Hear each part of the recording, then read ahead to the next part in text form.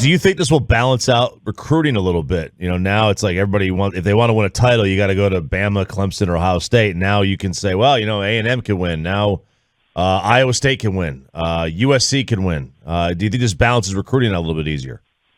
Yeah, I think especially for you mentioned kind of the others, right? Not really necessarily. It's really like Clemson or SEC, and a couple in the Big Ten that are really the schools that everybody goes to. I think that you're going to see more of a trickle down effect of probably still recruits will still go. The top recruits will still go to those schools. However, then you'll get more guys going to not necessarily second tier, but you know what I mean. The Iowa States, a USC, and the Pac-12.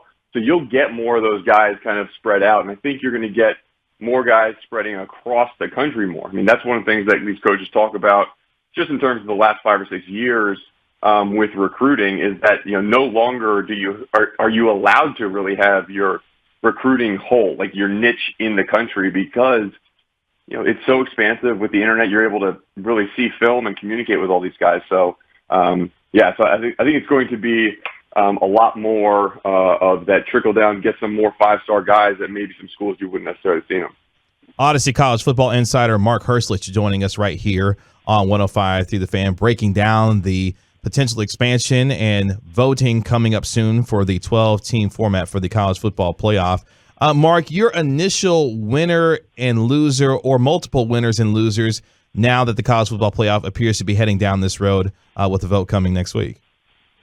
Well, I mean, the far and away clear winners are the fans. I mean, when you look at it, this is what fans have been clamoring for forever. I mean, more of these games that are so important, and really the one and done mentality. I mean, that's what makes, you get to Game 7, in the NBA or, in the World Series, and you're like, this is a one and done. You either win this or you go home. And that's what everybody loves about football and the NFL and the playoffs. It's like, okay, you come out here on this field, you have 60 minutes to not prove you're the best team in the country, which is what teams have usually been doing, right? You have to play a season like you're the best team in the country. Now, you don't necessarily have to play the season like you're the best team in the country. You have to play the season like you're the top 12 in the country, and then you have to play each and every week during that playoff system like you are the best team in that game. And so it just creates a different dynamic. And I think coaching styles are going to be different, because I don't know if you're going to necessarily have to be running up scores. You're not necessarily going to to put up the ridiculous stats, because you still are going to get in. And now what do you do when you get in? I think that's going to be a different dichotomy in the regular season as well.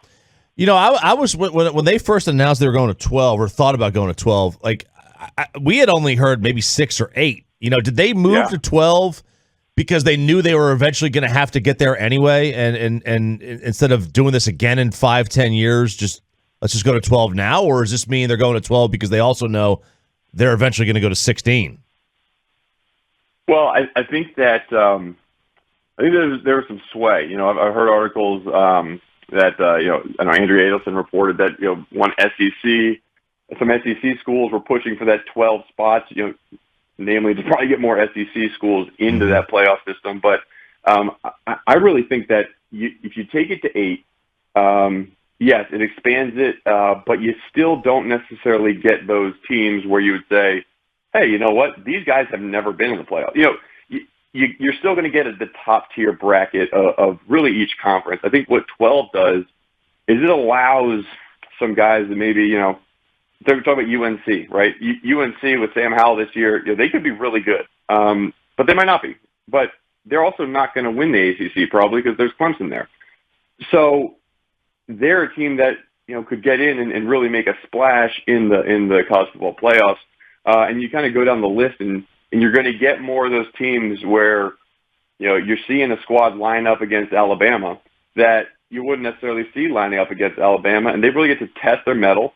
And Alabama also has to now not only beat these teams that they usually might overlook, but you got to beat them, and they got to stay healthy doing them. And it just makes the paradox so much greater in that playoff system, where really by the time you get to really that the second game, the third game, you got guys tired, and you got guys beat up, and then you got to be able to persevere through that.